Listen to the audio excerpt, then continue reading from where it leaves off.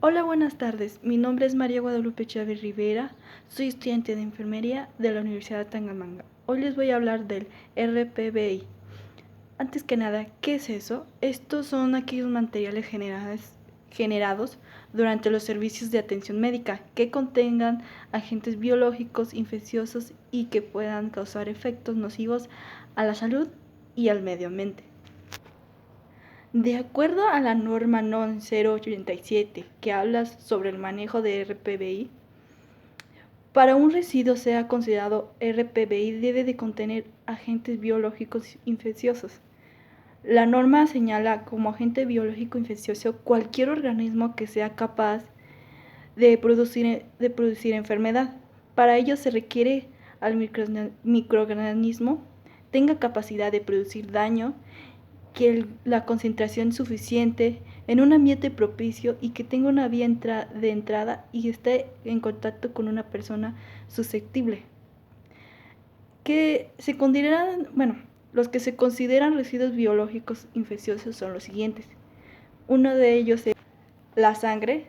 La sangre y los componentes de esta solo en su forma líquida, así como los derivados no comerciales, incluyendo las células progenitoras, las hematopoyéticas y las fracciones celulares o acelulares de la sangre resultante, que son estos como llamados los hemoderivados. También están los cultivos y cepas de los agentes biológicos infecciosos. Son generados en los procedimientos del diagnóstico e investigación, así como los generados en la producción y control de agentes biológicos infecciosos, utensilios desechables usados para contener, transferir, inocular y mezclar cultivos de agentes biológicos infecciosos.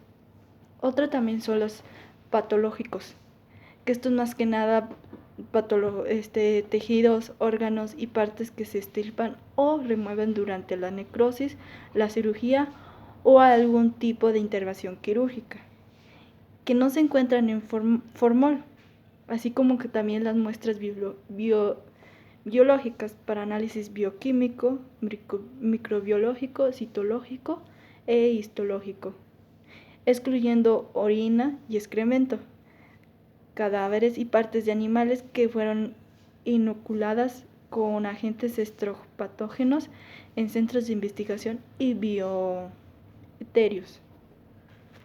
También están los residuos no anatómicos, que estos son más que nada recipientes desechables que contengan sangre líquida, materiales de curación que estén empapados, saturados o goteando de sangre o cualquiera de los siguientes fluidos corporales: líquido sinovial, líquido pericardio, líquido pleural, líquido cefalorraquídeo o líquido peritoneal. Los materiales desechables que contengan estupo, secreciones pulmonares o cualquier otro material usado para contener estos, de pacientes con sospecha o diagnosticado de tuberculosis o de otra enfermedad infecciosa, así como materiales desechables de pacientes con sospecha o diagnóstico de fiebres hemorrágicas, son algunos de estos biológicos infecciosos. Por último, tenemos como los agentes punzocortantes, estos más que nada los que han estado en contacto con humanos o animales o sus muestras biológicas durante el diagnóstico o tratamiento únicamente. Estos podrían ser como tubos capilares, navajas, lancetas, agujas de jeringas desechables, agujas hipodérmicas, de sutura, de acupuntura o para tatuaje, bisturis y estélites de catéter, excepto todo el material de vidrio roto utilizado en el material, el cual se deberá desinfectar o esterilizar antes de ser dispuesto como residuo municipal. Para la clasificación de estos residuos hay diferentes pasos. El primer paso es la identificación de estos residuos.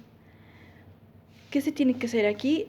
Para una correcta identificación y posterior envasado, la separación de los residuos se debe realizar de acuerdo a su estado físico, líquido o sólido, y su tipo, como se indica, como se puede y su tipo.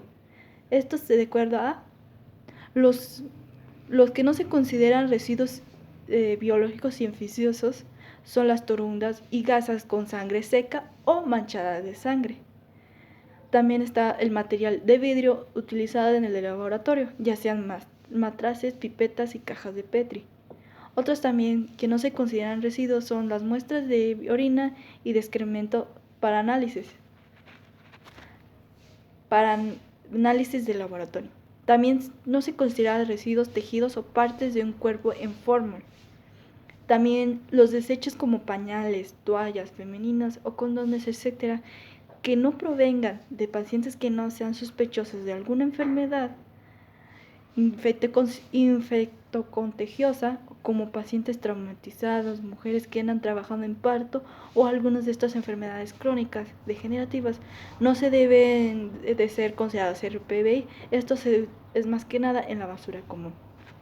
Ahora bien, los que sí son residuos infecciosos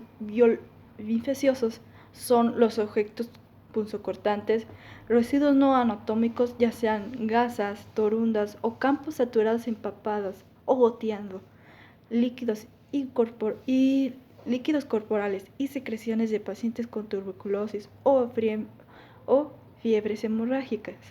También además patológicos serían como placentas, piezas anatómicas que no se encuentran en formol, además de la sangre líquida y sus derivados. Por último, también pueden ser los utensilios desechables utilizados para contener, para transferir, para inocular y mezclar cultivos de agentes biológicos infecciosos y muestras biológicas. En el segundo paso, aquí después de que nosotros identifiquemos cuáles son los residuos biológicos infecciosos, aquí se tiene que envasar los residuos generados. ¿Esto qué quiere decir? Clasificarse de acuerdo a su contenido. Por ejemplo, en tipos de residuos como punzocortantes, ya sean agujas, las jeringas desechables, navajas, lancetas y agujas de sutura, etc., estos se consideran estado sólido, que esto se va a envasar en recipientes rígidos de polietileno de color rojo. Los que no son anatómicos, ya sean materiales de curación, empapados en sangre o líquidos corporales y que están en estado sólido, estas se colocan en bolsas de plástico de color rojo.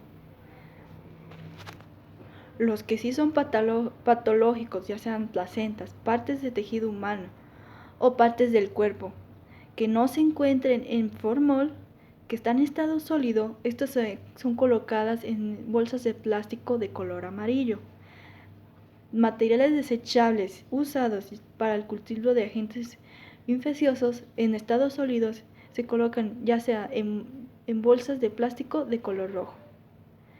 La sangre, ya sea la sangre líquida y sus derivados, excluyendo sangre seca, en estado líquido, estas se colocan en recipientes herméticos de color rojo. Muestras para análisis de laboratorio, excluyendo la orina y el excremento en estado líquido. Estos se colocan igualmente en un recipiente hermético pero de color amarillo. Por último, los fluidos corporales, líquidos, ya sean sinubal, pleural, pericardio, cefalorraquídeo y por último peritoneal en estado líquido, estos se colocan en un recipiente hermético de color rojo. Ya que se haya clasificado estos residuos de acuerdo a las bolsas o botes, en el tercer paso es el almacenamiento temporal. Para evitar que se mezclen con la basura común, se debe preestablecer un sitio para el almacenamiento temporal de los RPBI, que deberán almacenarse en contenedores con tapa y permanecer cerrados todo el tiempo. No deben de haber residuos tirados en los alrededores de estos contenedores. Además de que es importante que el área del almacenamiento está claramente señalizado y los contenedores claramente identificados según el tipo de residuo que contenga, De acuerdo a la norma, el tiempo máximo de este almacenamiento en un hospital con más de 60 camas es de 7 días. Además de que el personal que recolecta estos residuos debe de estar protegido con el equipo necesario, así como tiene que estar capacitado en su manejo y conocer los riesgos que implica este trabajo. Y por último, también debe de respetarse la ruta establecida para el traslado de estos residuos, para que se lleve a cabo de forma segura y rápida el área de almacenamiento temporal.